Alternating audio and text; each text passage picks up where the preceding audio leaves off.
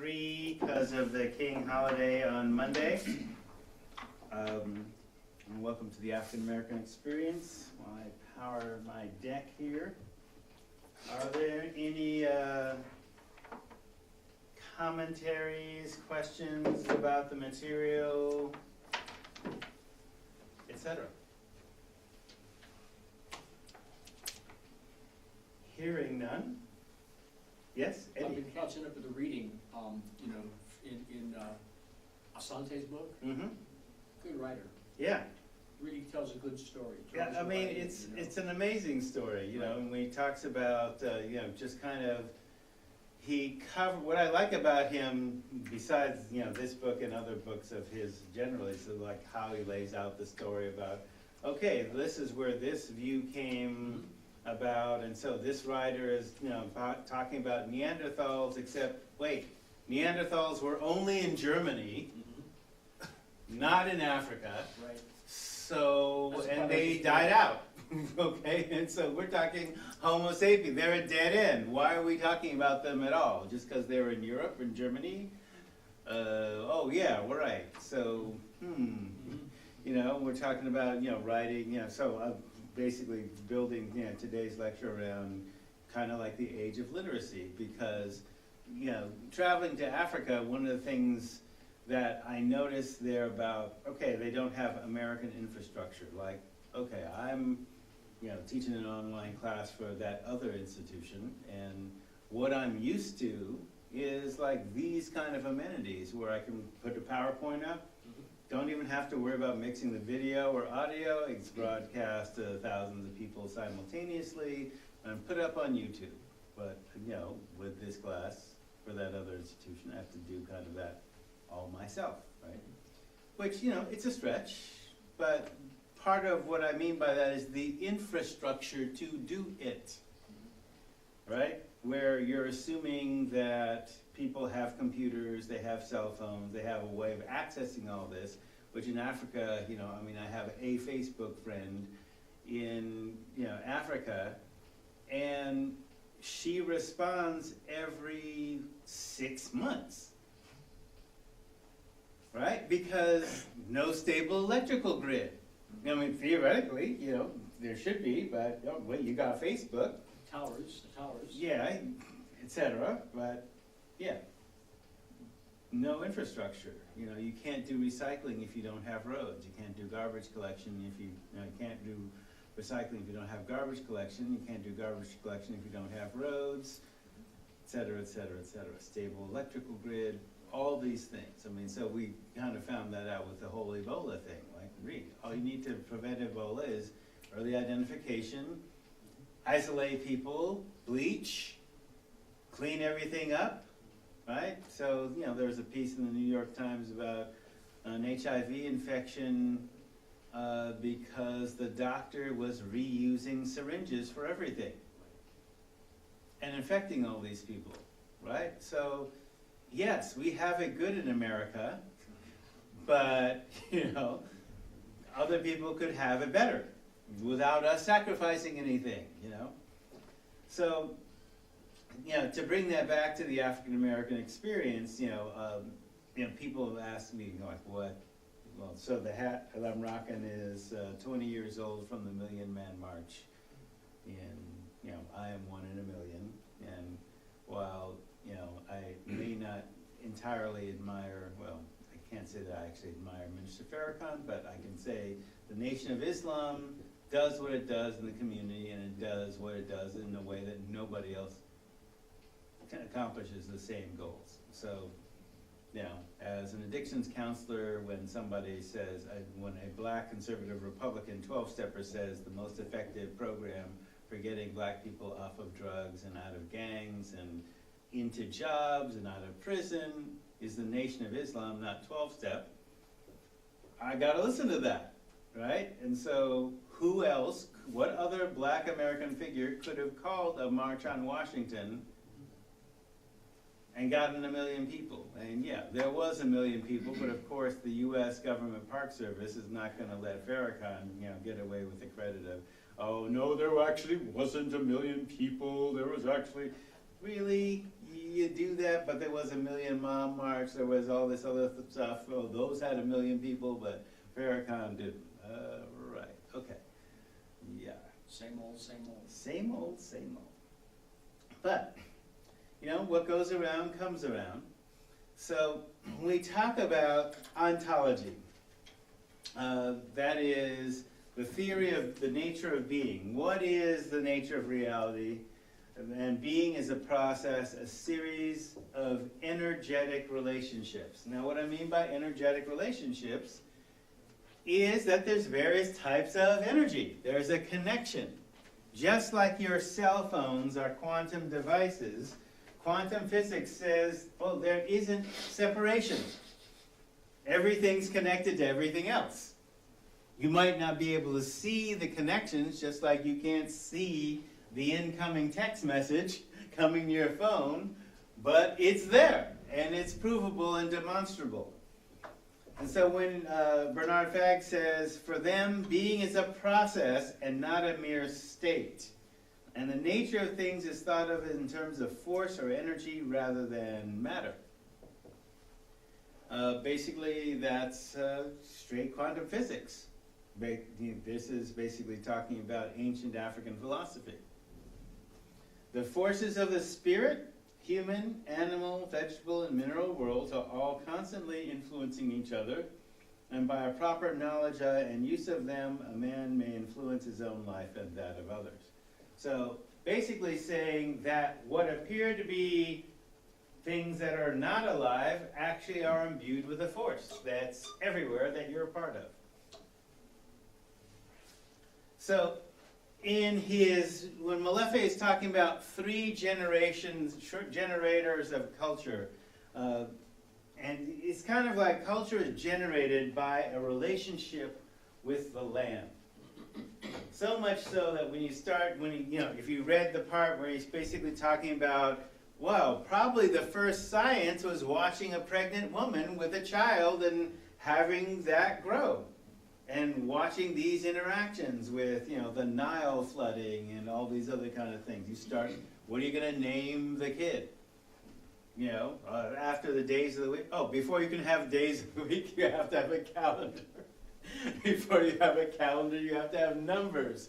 Before you have numbers, what gets invented first? How does this stuff work, right? And he's also saying, and the reason I had you do that in the extra credit about all those hominids, he's saying, look, Homo sapiens, 250,000 years ago, basically had to build on all the stuff of the stuff that came before, because there's a genetic link, right? So within each of our DNA code, basically, we actually have, the term is called epigenetics. Have you heard it before? So epigenetics is basically applying quantum physics to DNA. And basically what it says is that DNA is like a hard drive in the cell, in the nucleus. So it's the memory, system memory of everything that came before you in your genetic line back to the first bacteria. Okay, carbon-based life. Because there's other things that weren't based on oxygen, to which oxygen was a poison, right? So understand, those life forms like botulism and gangrene and a few other things, when the planet was, had a different atmosphere, sorry, black science nerd, but here we go, right? So epigenetics is basically saying that there is wisdom stored in the DNA, and it's like the software, and the membrane of the cell actually carries out the work. So DNA codes for making proteins, the proteins do specific work and do specific things. So part of epigenetics is that not only you have system memory, but the things of the life forms that live to successfully reproduce and survive passed on that knowledge to you, and you can access it. But it's not like it's written down in words. It's like survival instincts or mother wit or whatever. For example, if it's easier for you to think of it, the spider. Spider never meets its parents. They're dead. How does it know how to spin a web? You say instinct. Okay, so what? Webs are just what spiders do? How does it know how to, where did it learn how to spin a web? Instinct. Well, what you're saying then is information is being transmitted from the last generation to this one, knowing how to do it. Well, if it works for spiders, it works for us. Where did that come from, right? Hand axes, talking, speaking, eventually writing. So the reason I started going off on the whole African thing in terms of infrastructure is, even though a lot of our present-day infrastructure came from Africa, it wasn't necessarily replicated there today.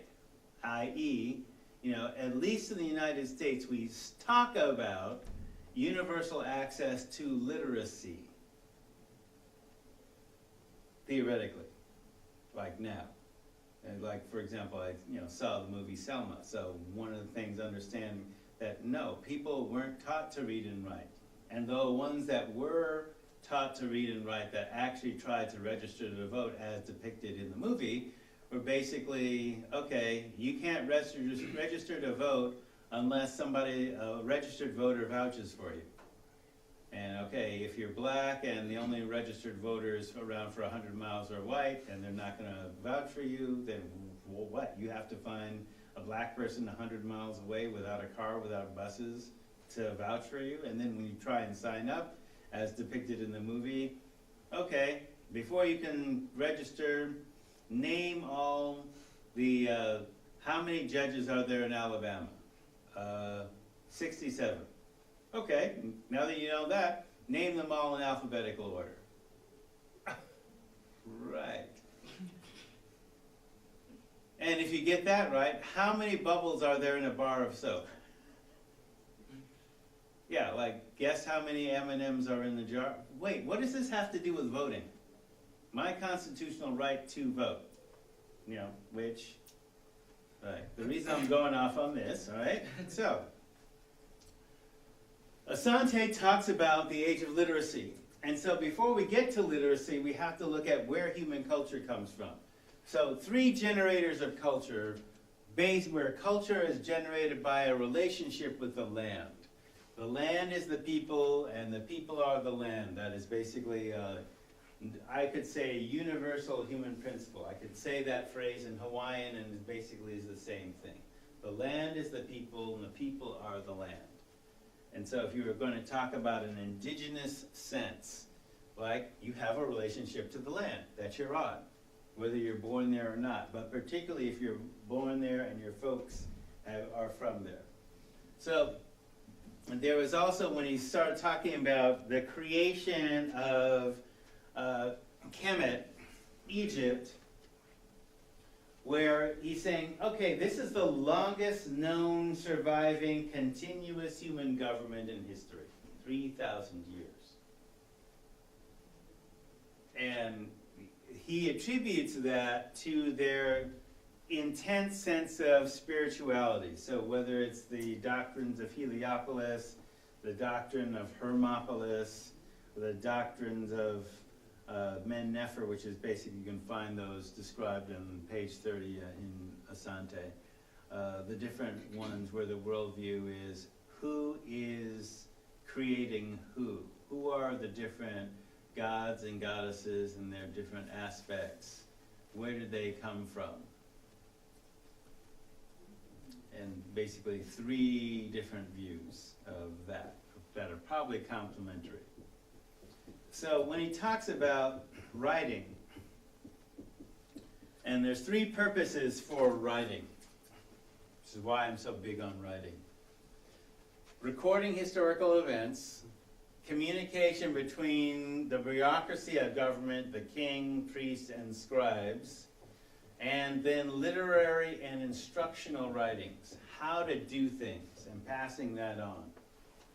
Not an oral tradition, because in, say, my working theory, based on the ideas of this class, there are some people, and some of the writings of the historians that he cites, there was a period of time in human culture where there was an oral tradition. We had words, but nobody really wrote anything down as a specific alphabet, like we would understand.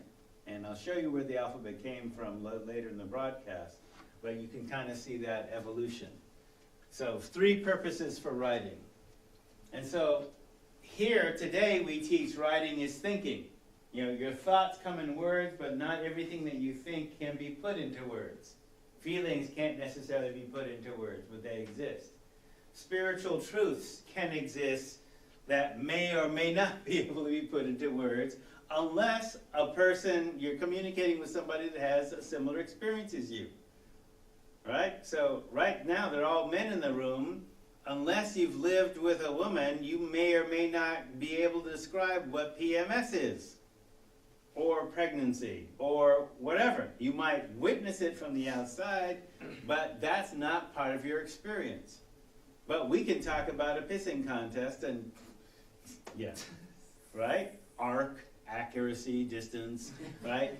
Right? But then the boys know what we're talking about because we've done that as kids. You know, and verbal pissing matches and all that kind of stuff. It's like, right, that's a very male image, right? The females go, huh? Why are you boys like that? Why can't you learn to clean up after yourself? Put the seat down on the toilet. Can't you aim that thing? Right? So different experiences, right? So he's talking about the 3 generators of the land. So it's difficult for us to see this now, but we are living in a time of climate change. And the Sahara was once green. And you know, when Asante talks about Egypt, look, they didn't have no rain. Hardly ever. Their source of water was the Nile, period. It's hot and sunny there all the time. So that would be difficult for an Oregonian to understand, right? So 3 generators that generate human culture. The green Sahara. The Sahara, now a desert, was a rainforest in the time of the African Genesis. You know, before 15,000.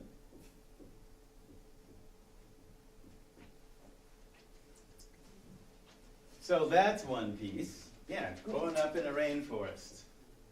Lots of stuff. Rainforest, the rainforest home, which is another generator of culture, and the Great Rift Valley, which included where a lot of archaeological finds are found, because that was probably dry and arid. So if, you know, a skeleton rots, it tends to stay there and be preserved in the rock as it gets covered up. Not so in a rainforest. Skeletons will become, will degrade unless there's something in the soil to preserve them, like the peat bogs of Ireland and Scotland. Perfectly preserved skeletons because of, I think, the alkalinity or the acidity or something like that. So 3 generations of culture and also iron. So part of the iron piece is, where do you get the idea to burn rocks to produce a specific kind of metal? And again, don't say space aliens, but I mean, just think about, all right, we've already had fire for close to 1 million years with the hominids that came before us. So at some point you identify rocks, and specific rocks, and you intentionally burn them and melt them. And you have to create fires hot enough to be able to do that, and do that with language, and certainly 100,000 years is long enough to figure out how to do that. Because then, once you have iron tools, you can basically chip away at rocks. You can, create pyramids. So part of the reason, as I've said before, we started in 15,000, is that's before the pyramids. So I have to show you an African culture capable of building a pyramid. So, you stealing a march from hip hop, Inner Stand. So this is a rainforest in Ghana. That's a banyan tree in the middle of a rainforest, and that's on the ground. So understand. To understand is understand, overstand. So, understand is seeing with your body, feeling with your heart, feeling your lived connection to the environment, and one way of focusing this is how many senses do you need to survive on the land? Not only the 5 senses of the body, but other senses that, we could catalog and name, but the ability, for example, to hear things, sense things that you might not be able to sense in the immediate range of your sense organs, but still, convey a relationship to the land where something feels off, something's approaching, and you might feel it long before you see it or hear it or smell it. Which way is the wind blowing? What is the wind bringing? So, understand, feeling. Understand. Looking at the tops of the trees, but you won't necessarily see the roots. Seeing your, for example, your mind, the thoughts, the images, the feelings, being able to observe that. What do you need to know and comprehend? And words, what words do you need and concepts to build a society? So I'm just taking, for example, one generator of culture. How could you generate culture being in this environment? And what kind of culture would result from being in this environment?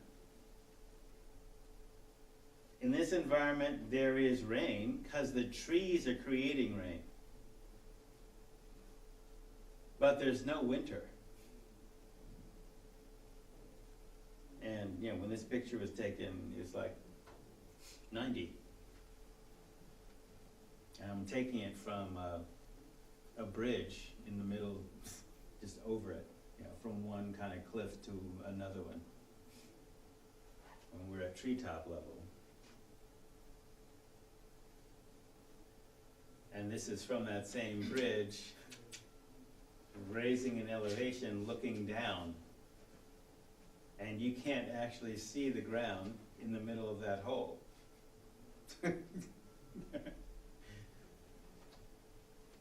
So, and that's the top of one of those trees that we were just looking at sideways. Right? So, understand, understand, and then overstand. Looking down from a vantage point above, seeing through the dark, to the roots, you know the roots are there, even though you can't see them, and beyond, into the earth, and into the spirit, and mineral, animal, insect, plant, and human worlds. Knowing that they're down there, because you saw them from the ground, you felt them from the ground, and now you take that knowledge and you move up, and then you can create lots of different things within human culture.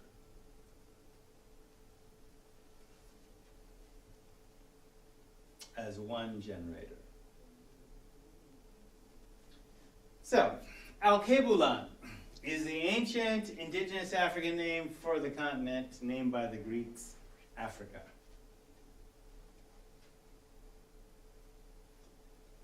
So the power of naming and definition. So, 15 years ago, I Googled Homo erectus, and I got this image.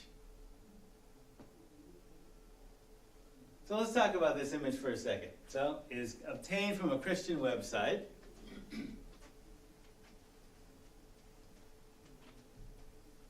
And so what does it look like? Describe what you see.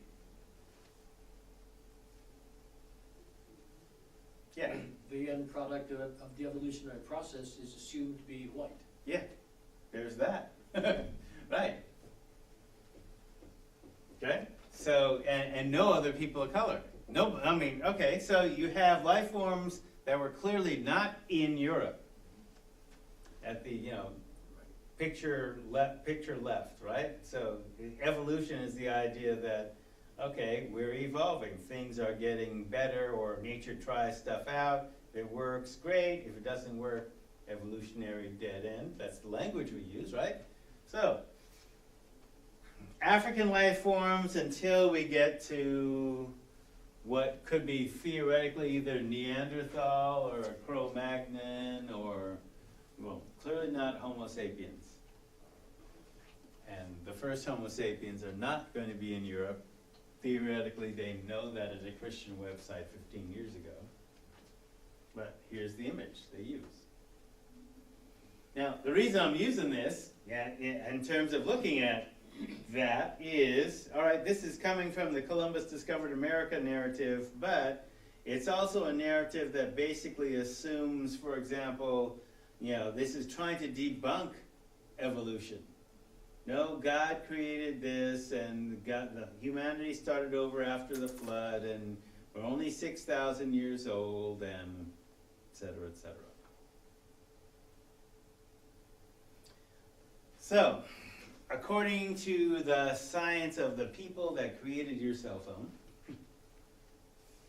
so out of Africa, 1.2 to 2 million years ago, Homo habilis, the handy man, this is the word, this is habilis, well, Homo habilis, Latin. Habilis means handyman, but this is also the word that we get rehabilitate from.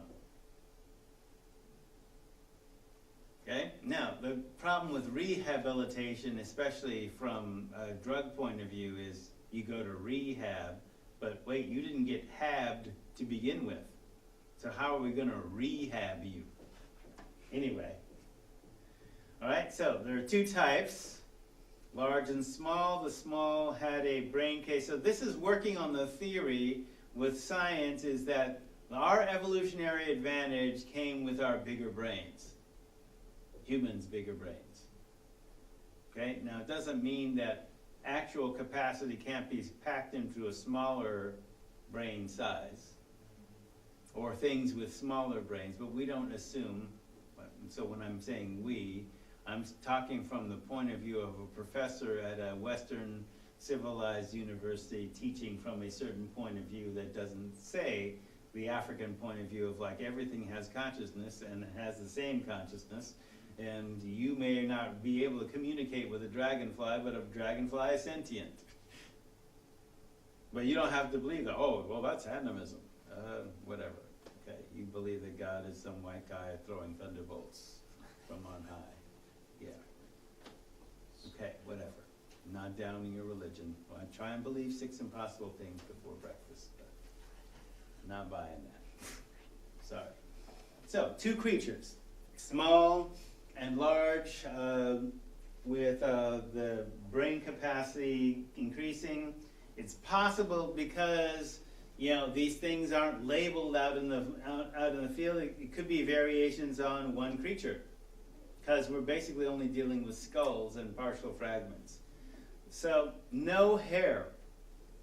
According to the gene that controls dark skin color, the last change in human genome was 1.2 million years ago.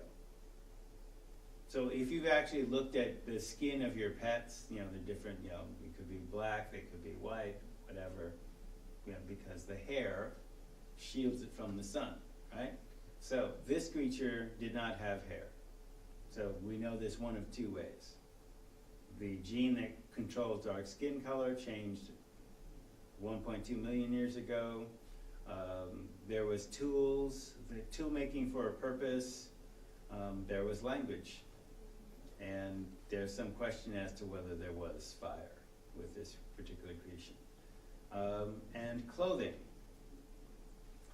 So 70,000 years ago, at least, according to genetic dating of body lice. So why body lice?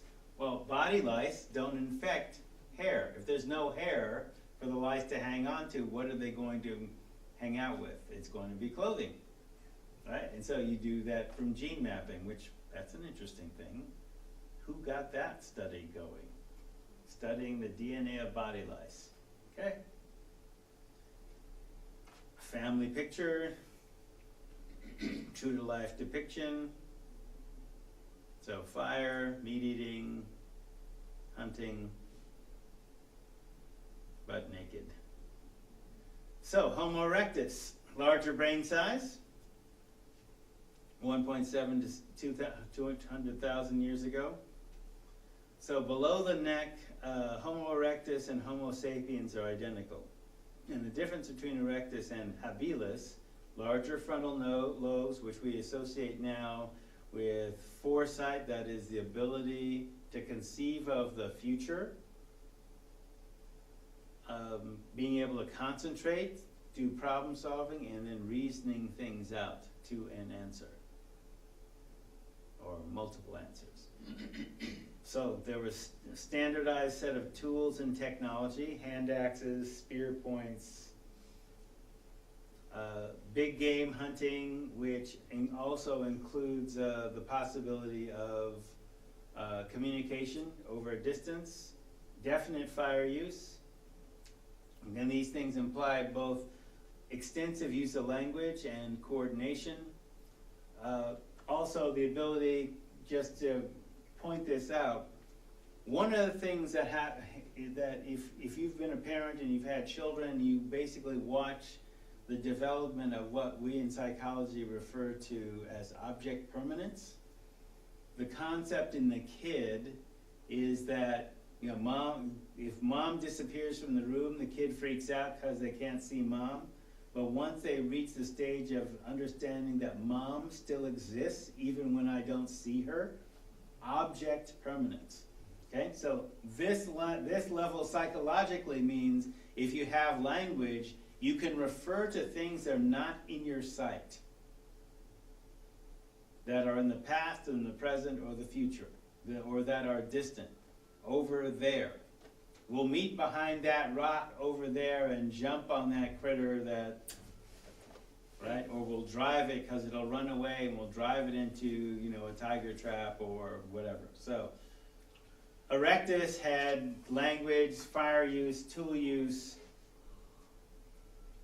and just before Homo sapiens. So Homo sapiens, 100,000 to 250,000 years ago, depending on who you talk to. Slight genetic digression into Neanderthals in Europe.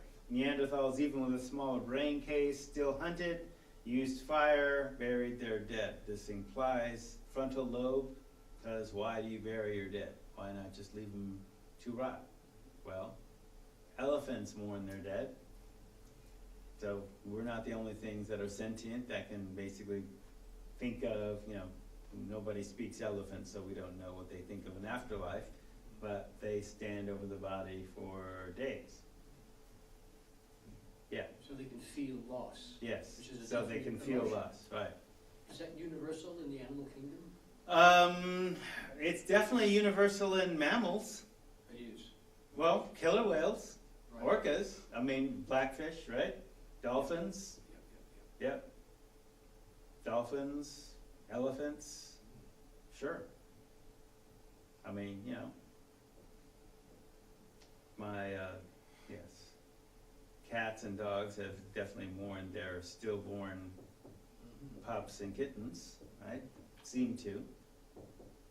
Anyway, so these were eventually, Neanderthals were eventually supplanted by Homo sapiens out of Africa, and there was some interbreeding, but despite interbreeding, they disappeared. Homo sapiens sapiens, from which the word sapience comes from, that is thinking. Larger brain and body size. Larger brains give rise to specialized tools. Cooking, changes in jaw muscles, assume development of spoken language over gestural language, and the ability to talk around opaque or objects that block sight, or over distances. So with language comes then what we call abstract thought, music, culture.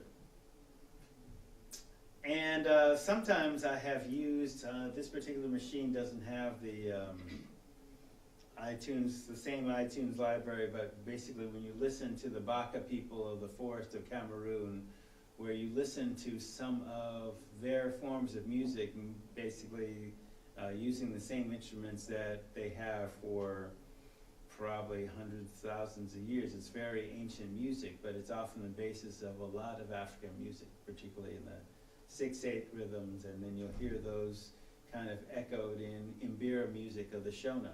And maybe I'll bring that next time, load it on this machine. But ancient forms of music, and then how those things can be more contemporary. So culture is based on memory, and part of culture is shared memory. Now, memory is often thought about in terms of what happened to you personally in the past, but with an epigenetic understanding, it also could be something that happened to your folks, or your ancestors, or something that's happening elsewhere that reaches you. One example of this, so for example, the Gaelic word, Scottish word, kythe, K-Y-T-H-E. So to kythe was something is to communicate on a level which is beyond language, but is definite. So you can kythe the future. You can kythe with a rock or a tree or a non-human intelligence. And from kything comes kenning, K-K-E-N, to understand on a deeper level than just intellectual. All right? So again, culture based on memory, and culture is shared memory. What kind of memories do we share? And what kind of memories can be talked about outside of the Western civilized five senses in the material world, and that's it? There are cultures that are based on other types of reality that I would suggest go deeper than this one.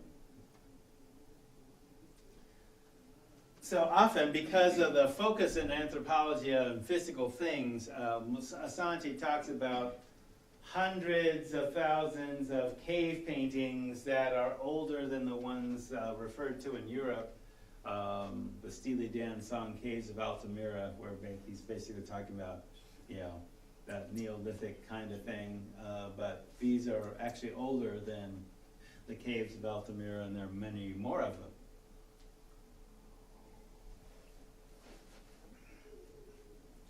Tassili rock carvings. So Tassili carvings and wall paintings show a picture of a world in the Sahara we wouldn't recognize. Instead of vast gravel plains and lakes of sand, there are highly realistic scenes of people harvesting the fruit of date palm trees, village with a herd of cattle, people defending their flock of sheep from a lion attack, and scenes of religious ceremonies. Some of those earliest carvings are at least 8,000 years old based on the dating techniques that they have, but probably older. So again, at least. So they're basically depicting a Sahara that is essentially lush. There's, you know, people are hunting hippopotamuses from canoes, like not something I would do, but those things are like gnarly. How far is 3D? Yeah, 6,000-year-old wooden canoe found in northeastern Nigeria. Finds of wooden artifacts are rare, but the once wetter climate of the region has since turned to semi-desert, and the dryness has helped prevent the wood from rotting. So basically, again, archaeological evidence basically shows what? Why do you have a canoe in the middle of a desert? Well, it wasn't, when it was made, it wasn't a desert.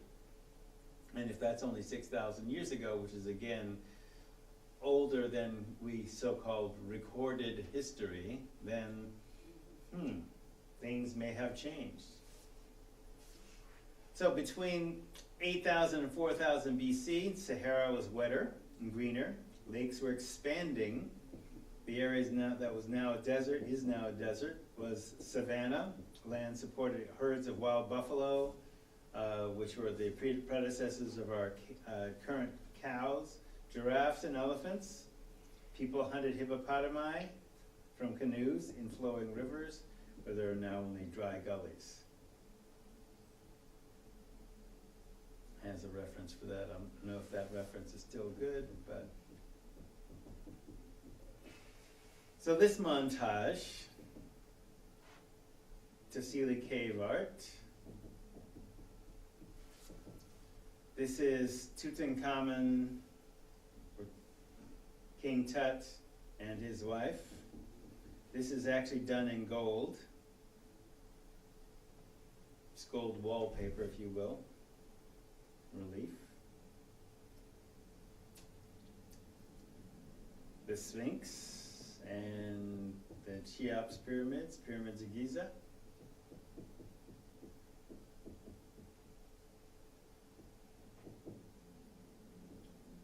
This is the zodiac of Dendera. 365-day calendar is what this is.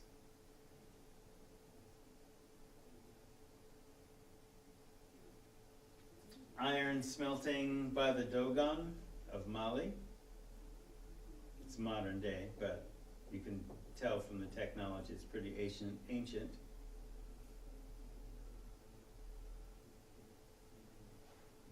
This is the city of Great Zimbabwe, in Zimbabwe.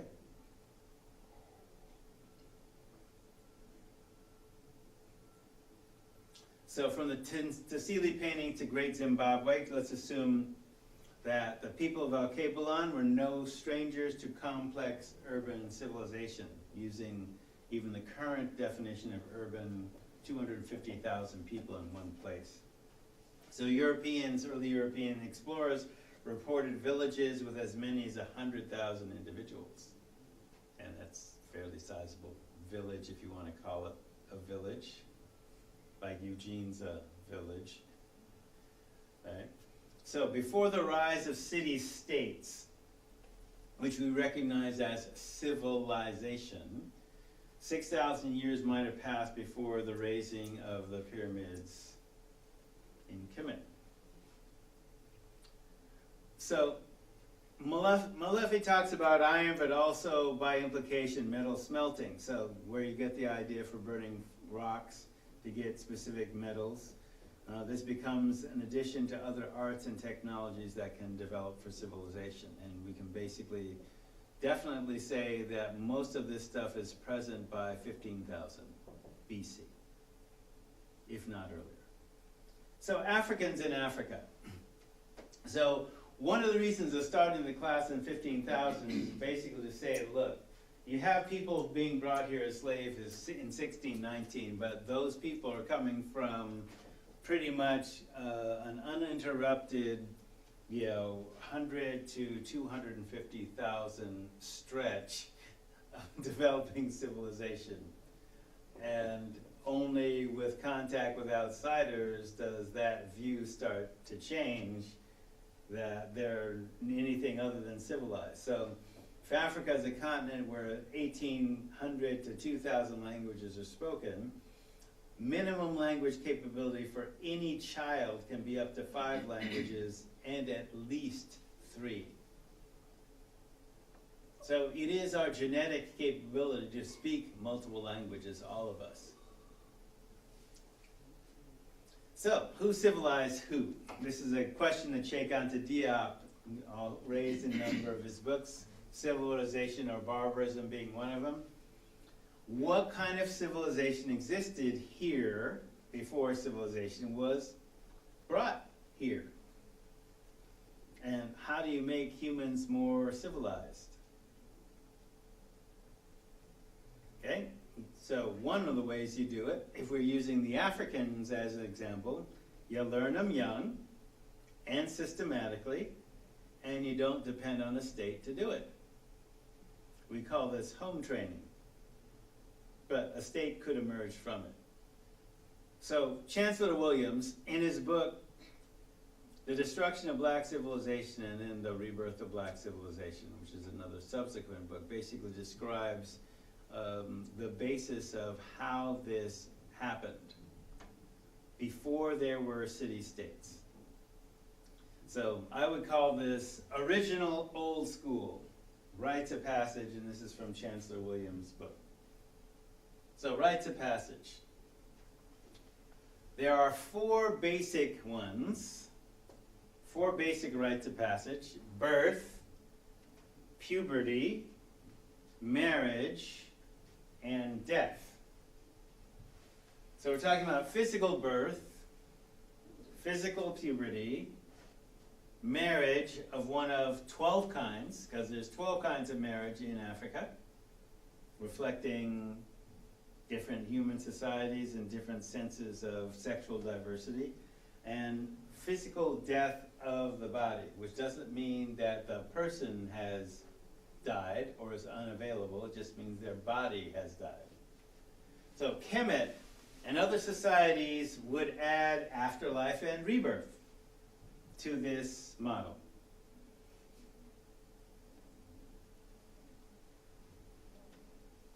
So the basic idea of rites of passage is it happen at critical life transition periods.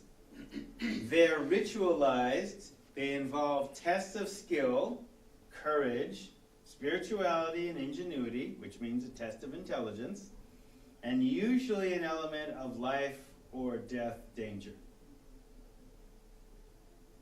Oftentimes.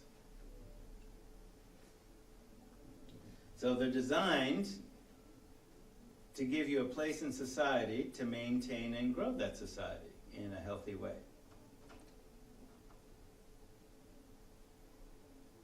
And rites of passage are lifelong and community-wide, and they're so ingrained within the DNA code that in the absence of formal rites of passage, ROP, people initiate themselves. So this is one of the things that we see in gang behavior.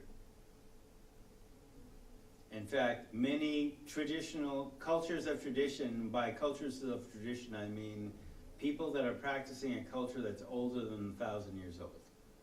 And the reason I'm using that is because Western civilization, where you started having wars of conquest. Like humans have done wars of conquest before Western civilization. Don't get me wrong, I'm not trying to blame white people for everything. What I'm trying to say is, look,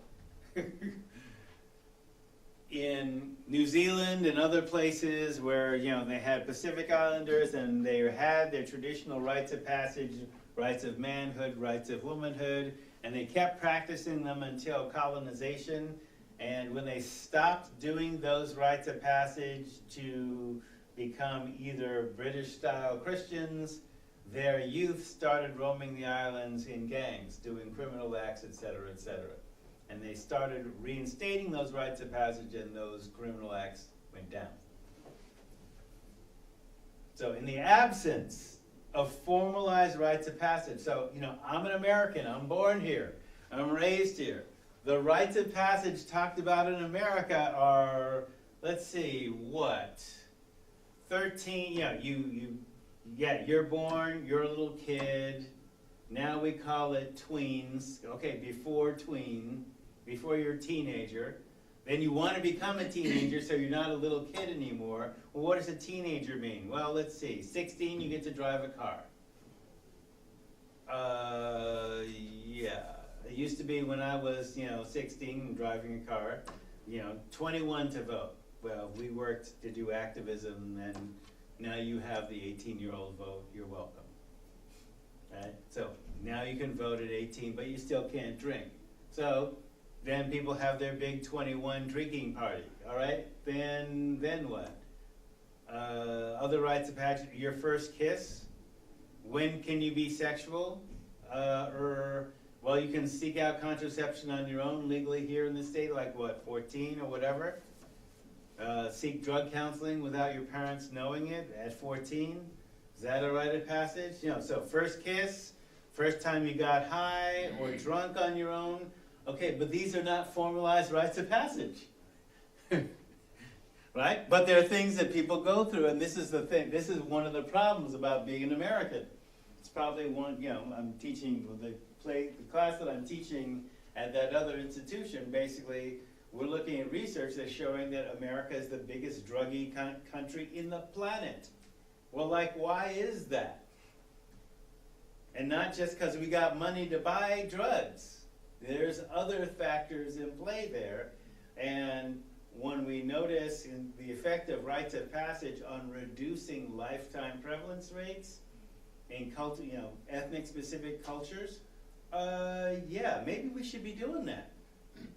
But America is the place that erased your culture, you erased your traditional culture to become American.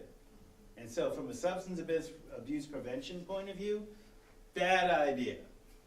Way bad idea. Yeah. It seems all those, so-called rites of passage, American style, are simply very shallow and very superficial. Yeah. Compared to the old cultural Yes. approach. Right. Which Right. is basically the source of the problem. Yes. So, for example, I observed in D.C. at the Smithsonian, the African Museum, a Yoruba birth and basically an initiation ritual for a baby. Okay, and basically on this table, they had, visualize with me, they had all the substances that a baby would encounter in their life.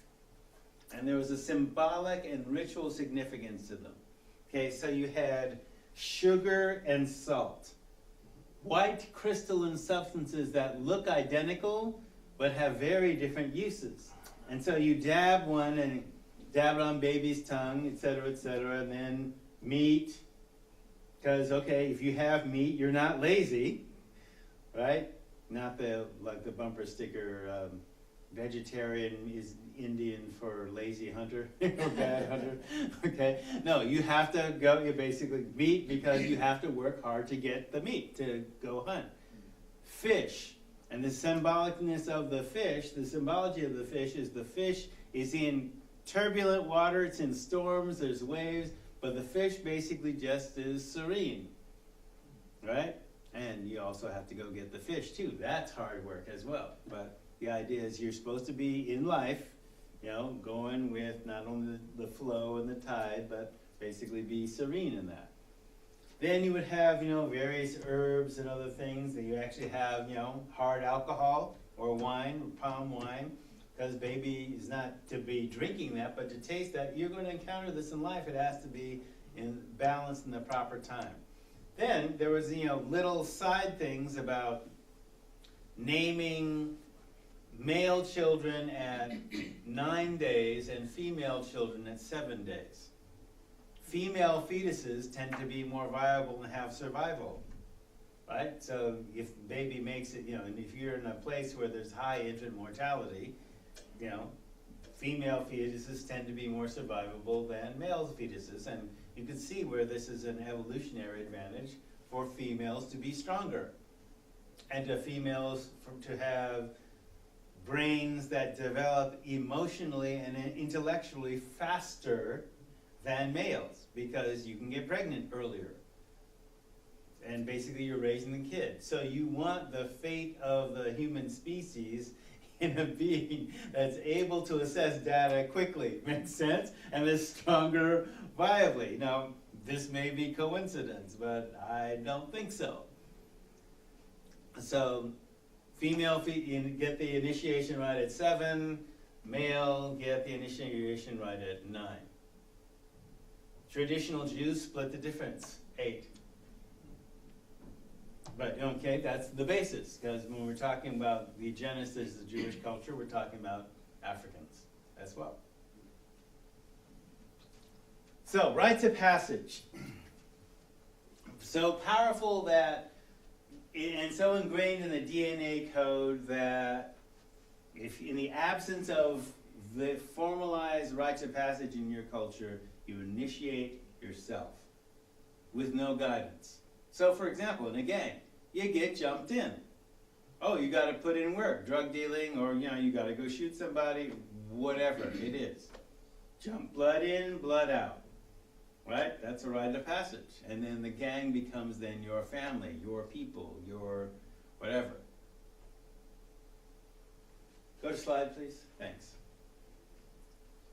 So, Chancellor Williams talks about rites of passage. So before the rise of city-states in Al-Qabulan, there were secret societies composed of sets of knowledge they were composed where people could apprentice or be initiates into those secret societies.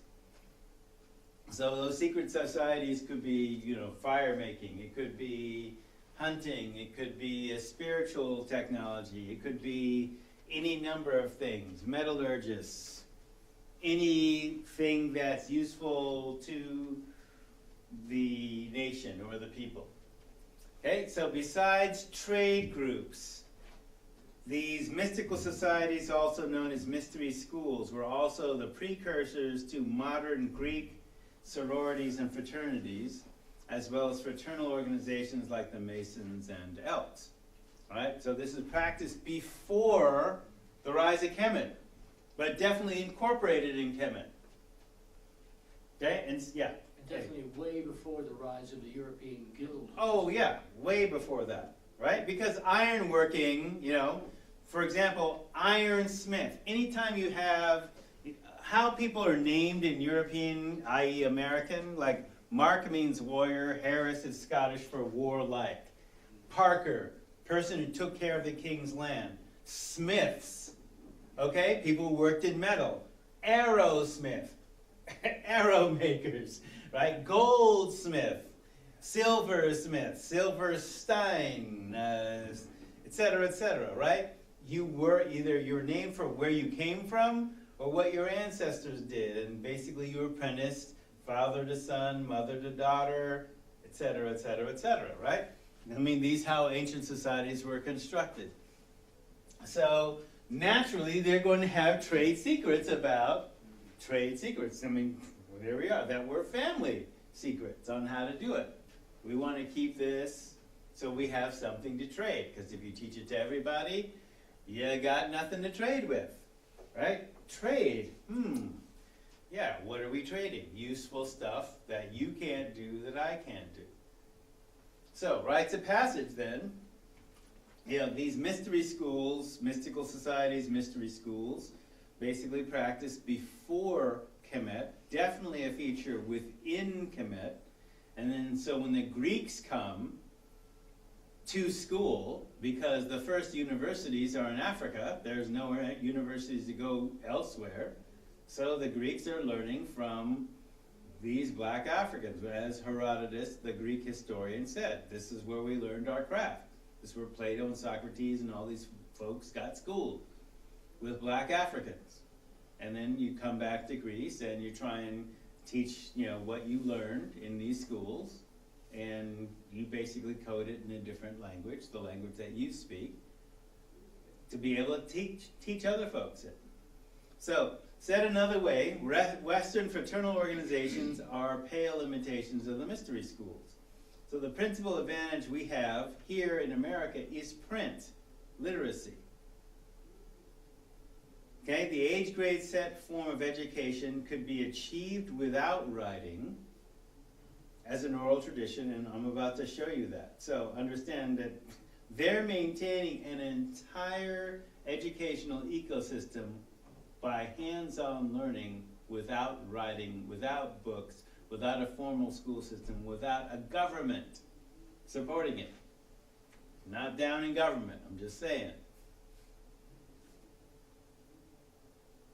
So, Chancellor Williams, in The Destruction of Black Civilization, chiefless societies in Al-Kabalan before the rise of city-states starting 5,000 years ago. Let's say the rise of city-states is 6,000 years ago. So before that, for the creation of the pyramids at Kemet, the rise of Nubia, Kush, Ethiopia, Israel, Carthage, Songhai, Mali, Zimbabwe, and countless other societies, there had to be devised a common system of education which supports governance, which supports economics, had to be devised, making the creation of city-states possible. Because you need all that before you can have a city. So, a constitution, so it's tribal variation, with tribal variations, a set of fundamental rights as well as a constitution, as we would call it, was created. It rested on what we refer to as home training.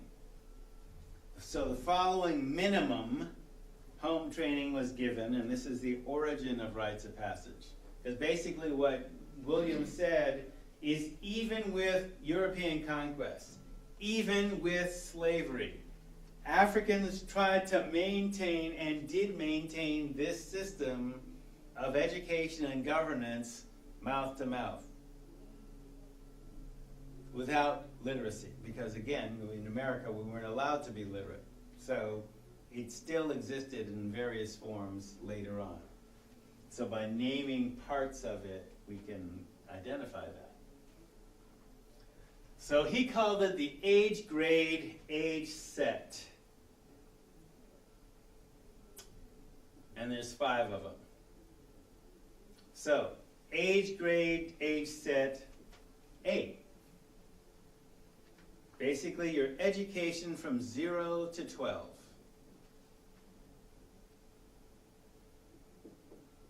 Okay, starting at age 6 or 7. Storytelling. Okay, so you're not only learning, you're not only being told stories, you're being taught how to tell stories and what stories to repeat back. Mental arithmetic and counting games. So again, arithmetic, addition, subtraction, multiplication, division. Musical accompaniment, singing, basic percussion. Stringed instruments if you have them, like some tribes did have them, some didn't. Community songs and dances. Biology, ecology. See where this begins to make sense? You have to have a relationship with what's going on around you. And in Africa, there's like 13 kinds of poisonous snakes that can kill you inside of 5 minutes from a single bite. Not to mention malaria, not to mention hot viruses like Ebola, not to mention a whole bunch of other stuff. So that infant mortality piece or other mortality piece, look, you're living in a dangerous hot place. So you best to know what's around you and your relationship to it, how to avoid it. Botany, so useful and dangerous plants, all right? Just by reflection in Native America, all right? Native American culture had 800 different medicinal plants at the time of contact. 800, of which we still use 80. Okay, not obviously in the original form. White folks are not down with boiling white willow bark and drinking it for their headaches. They use aspirin. Nobody's going to eat foxglove. Yeah. But they'll sustain digitalis, et cetera, et cetera. Okay, 800 different substances on Turtle Island, which of course is North, Central, and South America. So, imagine what this would be like in Africa, too. And not necessarily learning this by trial and error, but you know, the way indigenous natives basically talk about, you know, medicine, the plants tell us what part of it is healing and how much. No, you can't talk to weeds. What? No, you did that trial and error. No. Sorry. Not their worldview. So, botany, useful and dangerous plants. Herpetology, poisonous reptiles, snakes, lizards, whatever. Oratory and debate. Gardening. Animal husbandry for domestic creatures. Cooking, sewing. Community relations. All those your age were literally your brothers and sisters. Everybody older than you was an elder.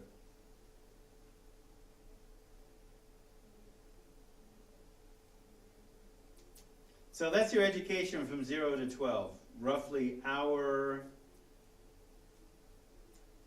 6th grade, and let's see, if it starts at 6 or 7, basically 1st grade.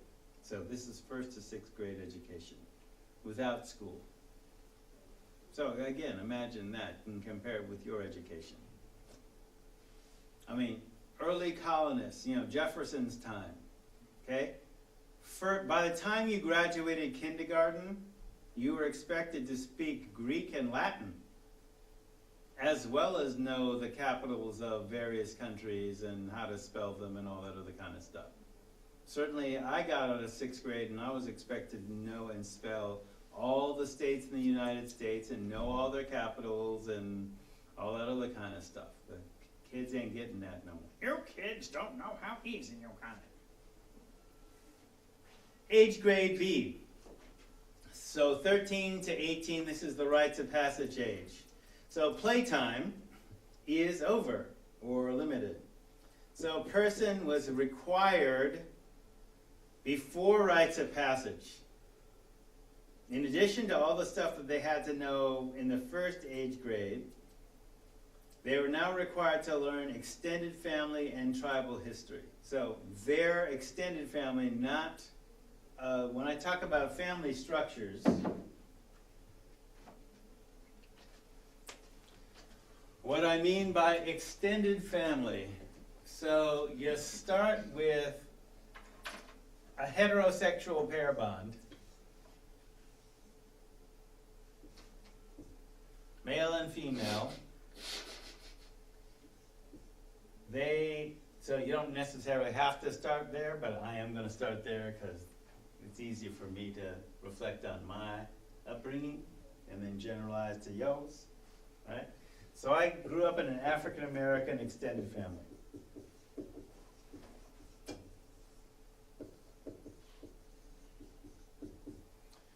Okay, so mom and dad, and then there was grandma and grandpa.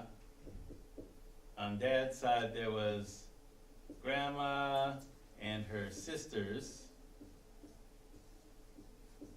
Aunt Marie was married to Uncle Mitch, so he was, in effect, grandpa on this side. But I had grandparents, maternal grandparents, plus aunts, uncles. I'm going to multiply this times 5 on both sides, right? Plus people like Uncle Burl, who was who's the husband of my mother's bridesmaid, chief bridesmaid. Okay, and Verdice, who was Dad's best man at their wedding. And his wife Tay and Debbie and Carol and, well, you don't know any of these people, but I'm just saying, extended family. Aunts, uncles, cousins, play cousins, all right? Not that they're real biological, but they're close enough to be cousins. We grew up together. So whether that was LA or Oakland or San Francisco, et cetera, our extended family. So when Dad went off to medical school, Grandpa became Dad when I was 3. All right, so Dad came back, back on breaks and stuff like that, but for 5 years, 8 years, essentially, he was like in medical school. Right? So it was Grandpa that raised me. So, let's see, African American extended family. Where I was going with this is basically you have to learn your family history. And they tell you. So Grandpa says, yeah, Jesus is black, Beethoven's black, Christianity is an African religion. Be careful who you say to this to because they'll think you're crazy. But someday you might get paid for it, Haas. Okay, cool, all right. I learned that all 8 of my great-grandparents were half Native American, usually Choctaw, because, slaves escape into, the bush. Who are they going to escape to? Indian country. So we escaped into the Choctaw. So all 8 of my great-grandparents were half Choctaw. I'm 1/32 white. See? You can see it? Oh. 1/32 white. And I know that because one of the great-grandparents, a great-great-grandmother, was the daughter of Old Man Keller from the Keller Plantation in Louisiana. And she was half white and was given to my black Indian great-grandfather. and they married. And so that was, and they produced George Washington, my grandfather's grandfather. Not the president, but George Washington apparently was so the natural form of human families is extended, okay, in cultures of tradition.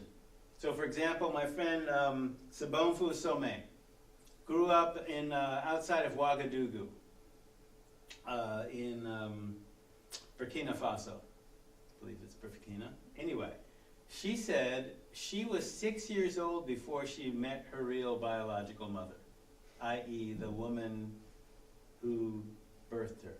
Now, her mom was around every day in her life, but she had 6 mothers, African tribal extended family. And she didn't know her mom was around every day, but it didn't matter. There were other people raising her and giving input. So this is actually the natural human form of family. Now, what happened, according to Margaret Mead, white female anthropologist, she said, okay, the nuclear family, that is the heterosexual pair bond, only happens in times of war or displacement because it is the smallest unit of the family that can survive. But naturally what happens is people live tribally in extended families, right? And now we have, as a result, so by taking the nuclear family as normal, okay, Dr. Mead said, look, that's not normal. Even in America, that wasn't normal. In America, people lived rurally. They lived in extended families on farms. It was only the Industrial Revolution that wouldn't allow women in the workplace and forced men to work outside the home for the survival of the family. In cities. And that caused a lot of tension. And so then when we talk about family values, and it's the nuclear family, the heterosexual pair bond, that's often isolated from neighborhoods. Do you know your neighbors? You know, because where I grew up in South Central, I couldn't mess up without the news getting back to the house faster than me. Even the wino could discipline me, Mr. Jenkins. And we understood that he was alcoholic. That wasn't the problem. He was alcoholic because his wife died. His life fell apart. He had a home, but, he was kind of out of it a lot of the time. It was kind of sad, but, you still gave respect because you remember him when his wife was alive and he was a different person. Wasn't a drug counselor then, obviously, at 8, but you could see the effect. All right? So, all this to basically talk about, a person, go back to slide if you would. So then a person is required to learn extended family and tribal history. Orally, going back to as far back as people could remember. So, when I was not going to go to high school, my high school graduation, my dad could, literally say, look, you're the 3rd person in our family to graduate high school since slavery. And since I'd grown up with the knowledge of all those folks, I never thought of it that way before, but okay. Well, that puts a heavier responsibility on me. It's not about me, it's about us. And if I'm going to uphold us, our family name, I got to go wear that cap and gown. Okay, I can do that. I'll take a hit for the team. I'll suffer through it. Anyway, so they're also required to learn geography, names of neighboring states, so to speak. This is actually tribal groups and the state of relations with them, including their language. They were to learn diplomacy, weapons, as well as hunting, rapid calculation, including multiplication and division, further building on the arithmetic, clearing land for planting, how you do that, the nature of soils and which kinds grew what kind of food plants best. So soil science. Military tactics. Now, some tribes included women in this. There were no standing armies in this time. But everybody was expected to fight, and there were martial arts and other things, because, you know, again, with weapons, not just for hunting, you might have beef with people. So everybody's going to be defending the tribe, and who can better defend the tribe? Who hunts in the lions? The females. Do you want to cross a mama bear with her cubs? No. Who would you use in battle? Who gonna defend their children better than a man? Woman. And if sister girl is bad enough to lead combat troops, she can be the queen. Because you know she bad. So, military tactics. Care and breeding of cattle, and division of labor between sexes, bartering tactics in the the market, and rules of good manners at home and abroad, and then also competitive sports. And this is all before rites of passage. Then you have rites of passage too. So there's also then leadership development. Provide leadership to those below you in age, and responsibility to those above you in age. And apprenticeship to craftspeople could begin at this age. Girls were introduced to womanhood roles at an early age with the same intellectual training identically as the boys: history, geography, rapid calculation, poetry, music and dance, gardening, cooking, bartering, marketing, social relations with emphasis on good manners. Child care, because they could get pregnant, and also part of the village responsibility would be child care of children other than which came from your womb. Housekeeping, homemaking. So in an African sense, homemaking also means being a desirable partner. Sex education by older women in the art of exciting sexual intercourse positions, variation, contraception, conscious conception. So this is all being done without barrier methods. All right, conscious conception, cleanliness in the relationship, and do's and don'ts in intimate relations. So given that this doesn't happen in America, I mean, you know, I gave a speech at the Rotary yesterday where I talked about, I ran on this 10-point platform model on the Panthers, and all the things that I wanted to do in those 10 points in high school was basically girls are getting pregnant. Obviously, sex education isn't working. And those were the days of before teen parent programs where if you show, you go. Right? So if she shows she's pregnant, you're out. Right? Girls couldn't wear pants. I mean, it was trippy time to live through, right? So we're saying to address this, obviously sex education ain't working. So we actually need to know the real deal. That, you know, our parents are uncomfortable and clearly the school is inadequate to deal with. So we want sex education and we want free contraceptives passed through the health office. Now, that was against state law at the time, and Ronald Reagan was governor. So basically all the points in that 10-point platform that I ran on successfully was basically stuff like that. Basic, you know, so social conscious, social change type of thing. Now, in 1972, that was a radical idea. In 1992, they started doing it because of AIDS. It's my contention. We started doing this in 72, we would have had a better handle on the AIDS problem, but don't listen to me.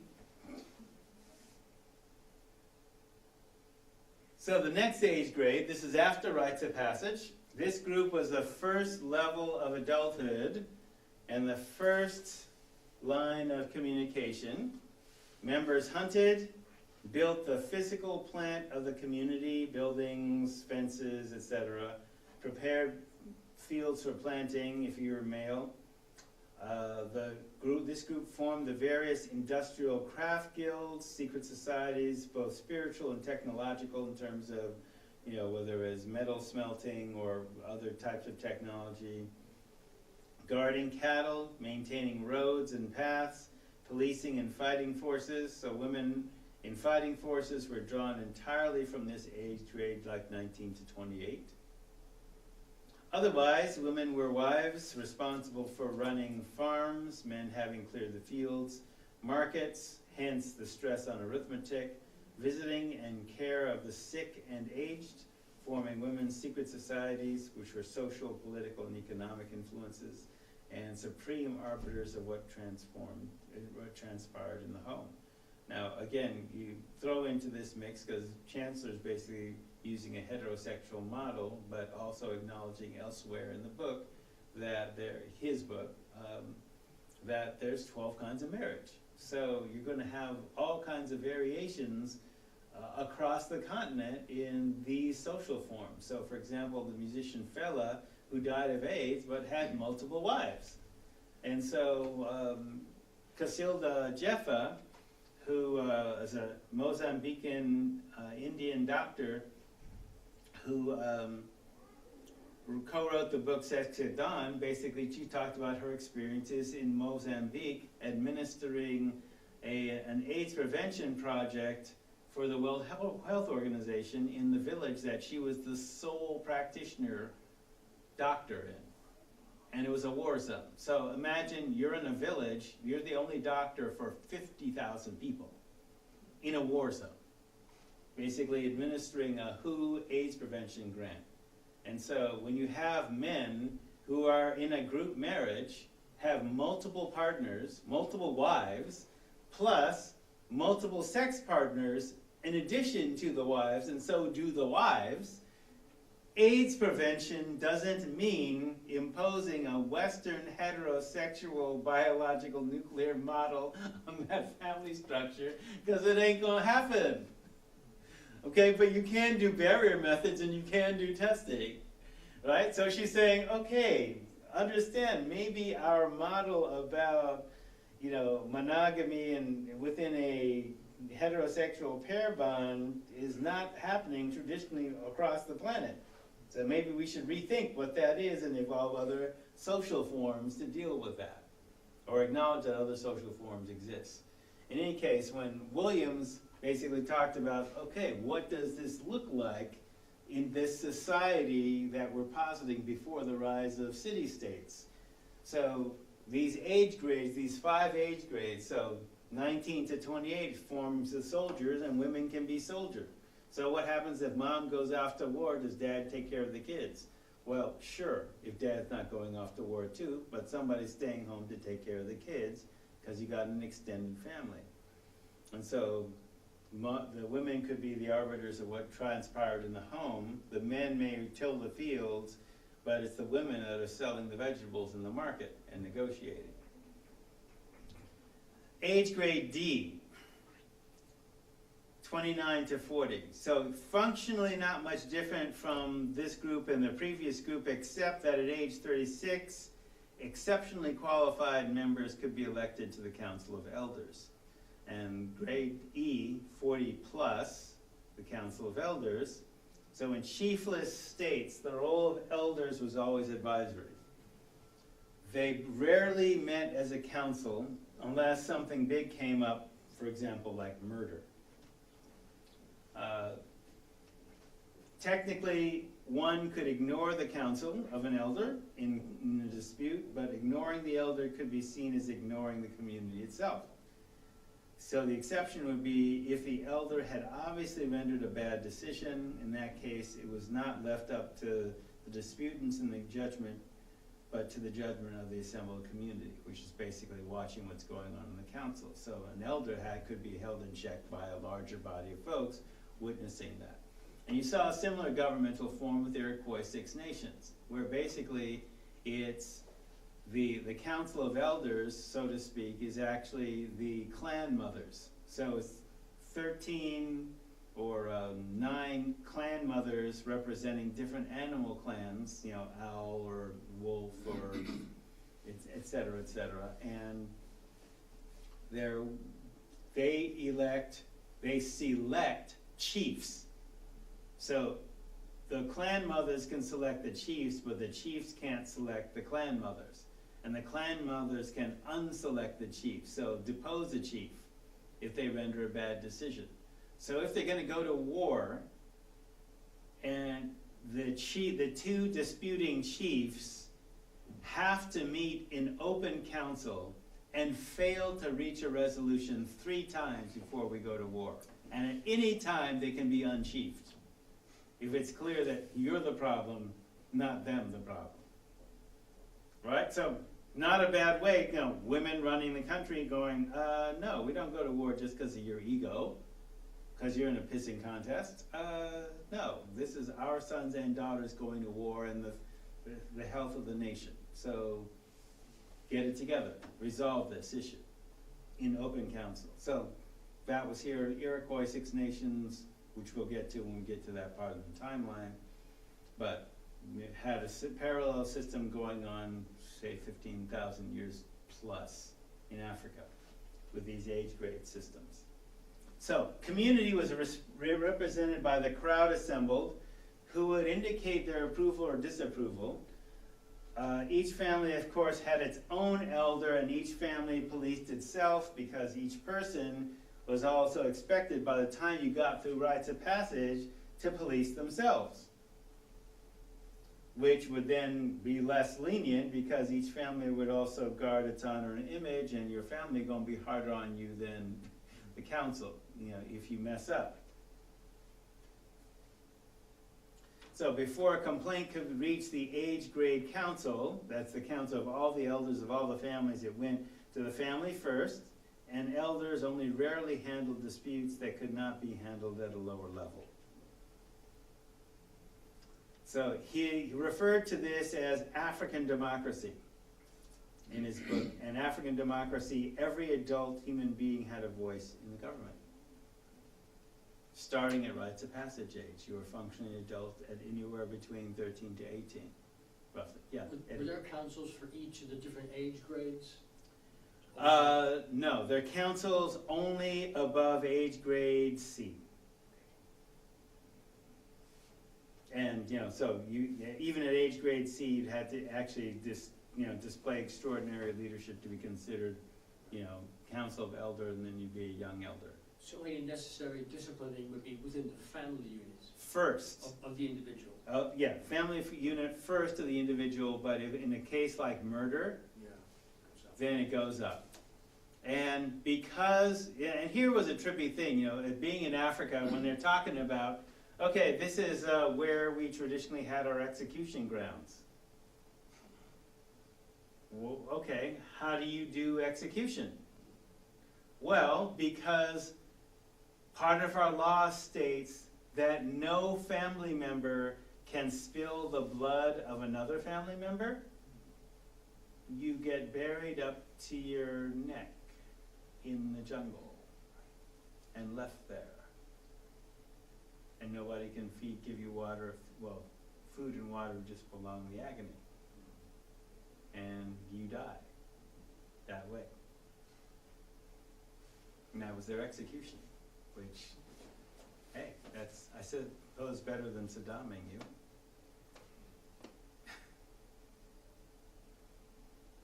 Like burn you alive and then bury you alive? Yeah, okay, yeah. Just bury you up to the neck and leave you in the jungle? Yeah, and it's for murder, right? So, and some tribes handle this differently. So, the whole eye for an eye thing, right, came out of this context, where, no, not literally if you kill somebody, you basically have to take over their role in the family and support their family since you just took out this particular person. Okay, you don't just give an eye. No, you're taking on that person. I mean, it's very similar to the whole within Islam. All right, a lot of people say, oh, you can have multiple wives. Well, okay, this is during wartime where you are also held responsible. If your brother gets killed, you need to support his family. And since his wife is not your relation, right, you can take her on as a wife, and you also have to take on the kids too. So that's where that came from. That whole extended family, extended wife thing had practical reasons. It's not like people are tripping because their libido is uncontrolled. No, you're going to be responsible for them you know, for the rest of your life, and that's how you stand up, because that's how we roll here. Extended family, extended tribe. You're in relationship to your brothers and sisters and all your relations. Yeah. So it's like in this society, nobody is ignored, therefore, nobody winds up being alienated, Right. as in Western society. Yeah. Now, not only does nobody get alienated, but we don't believe in poor people. We don't believe in homeless people. If you don't like the government, okay, well, you can leave, but we're not forcing you to leave, but you actually have, in African democracy, the right to leave and start something else with whoever wants to follow you elsewhere. I mean, we got Africa, right?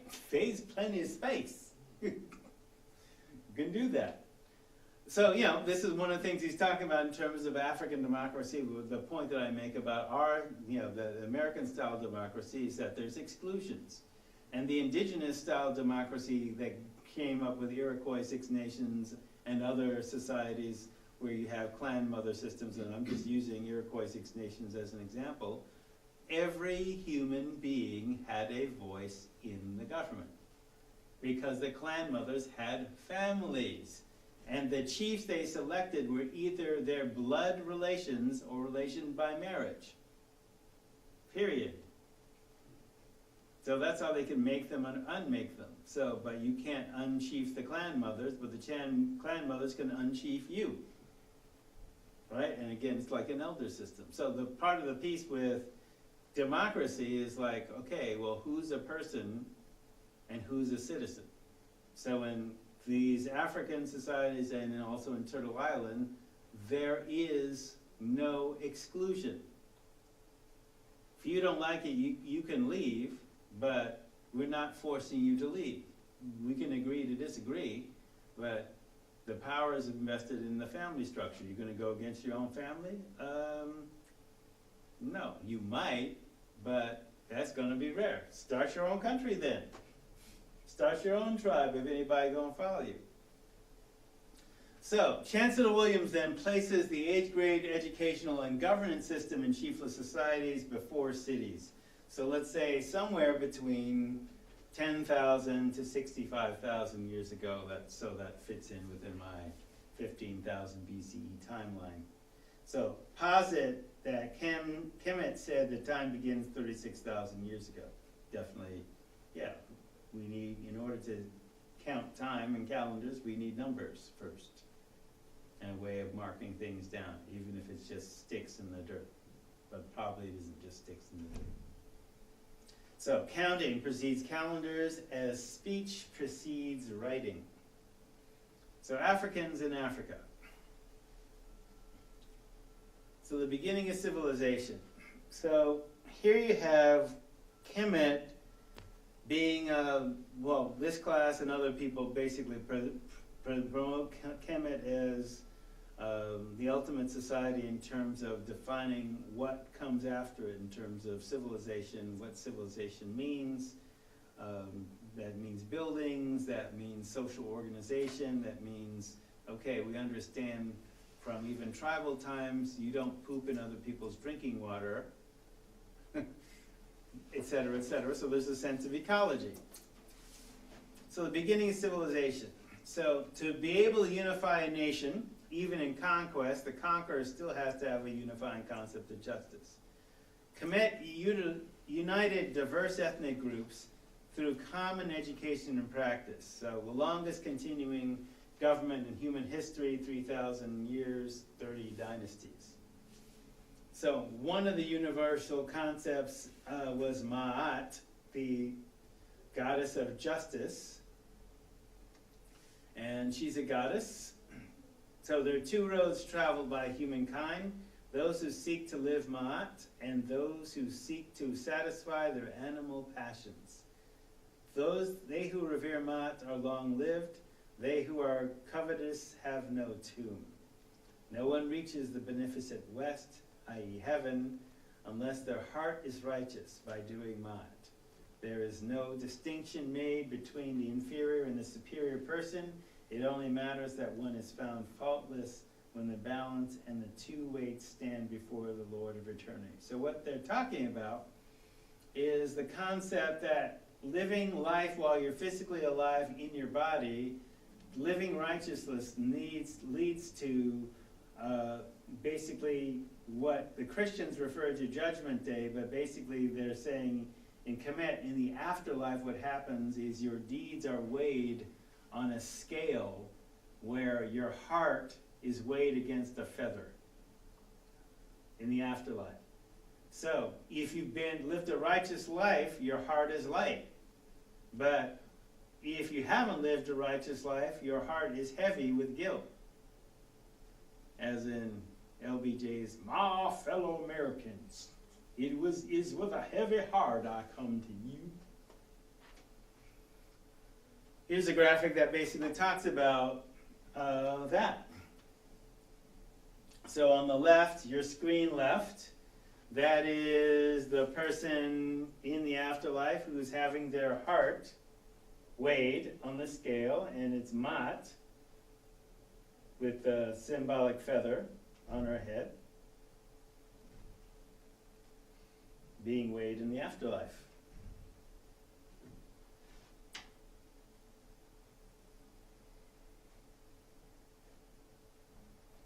So weighing the heart. So the human heart weighed against in the afterlife against the goddess Mat, heart heavy or light. Now, one of the things that Malefe Asante talked about but didn't necessarily go into detail, because there's like a lot of details if you're going to describe a civilization. There's a lot of details if you're trying to describe America to somebody that's new. But what about a country that has been continuously ruled for 3,000 years, where we got bureaucracy from? And not universal literacy. So one of the ways that you have, to the degree that there's a state religion, part of reinforcing that state religion is basically a daily physical practice. And that's Sematawi, which we would know by its Sanskrit word as yoga. So in the graphic below, what's on the scales is what is referred to as the 7 spheres of Ra. In India, they refer to them as the chakras. Okay, so this crocodile basically is placing their nose above the first 3 spheres of Ra, which in the chakra system is basically what's called the lower triangle. First chakra, the root chakra, dealing with survival. Second chakra, dealing with creativity and sex. Third chakra, dealing with power.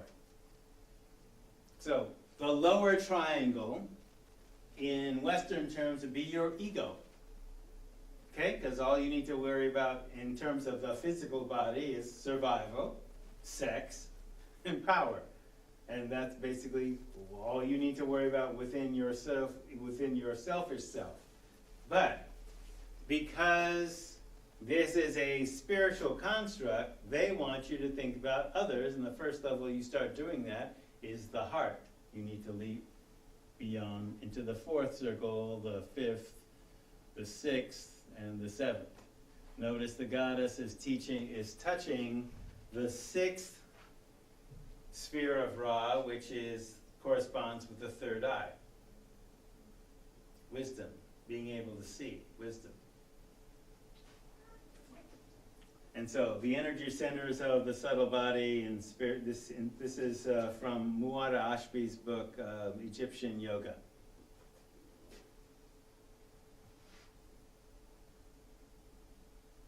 The Kemetic system of energy consciousness centers, Sefek Ba-Ra, Sefek Uajit, the 7 souls of Ra, or the 7 serpents, or also the 7 spheres of Ra as well, which precede the Indian yoga systems. So Kemetic peoples basically are depicted thus Kemets, Indo-European, Nubians, Semitic people, and Africans, dark-skinned Africans. These are all the peoples of Kemet. So Kemet was a multiracial society, but the concept of race wasn't invented then. Basically, it was about where you were from, not what you look like. Declarations of Innocence, or the Declaration of Innocence, or the 42 Principles of Ma'at. I have not done evil, I have not robbed, I have not stolen, I have not killed people, I have not destroyed food supplies. And then rendered in hieroglyphics. I have not stolen cultivated land, I have not contended except concerning my own goods, I have not lain with another's wife, I have not committed adultery, I have not been unchaste. So if you understand that the hieroglyphics, so a glyph is basically like a letter, a symbolic picture. There are thousands, tens of thousands of hieroglyphics that were taught to the king, the priests, and actually the scribes writing, but not to the common people. Okay, so this is basically kind of a sequestered knowledge. So for example, there would be hieroglyphics based on the anatomy of the eye, like 5 different glyphs based on that. If you've seen like the Eye of Horus, that, or the Eye of Ra, or whatever, that is not only an alphabet, but it's a symbolic representation also of the brain and the 2 halves of the brain, right? So their letter system is corresponding to parts of the body. And so if you look in this chart in terms of, I have not lain with another's wife, and the last glyph is basically, a penis that appears to be like a snake, or it's ejaculating or something like that, plus, other things, a woman figure, a duck, etc., water, like it shows in Asante, different glyphs for, the rising of the Nile and all those kind of things. So, hieroglyphics.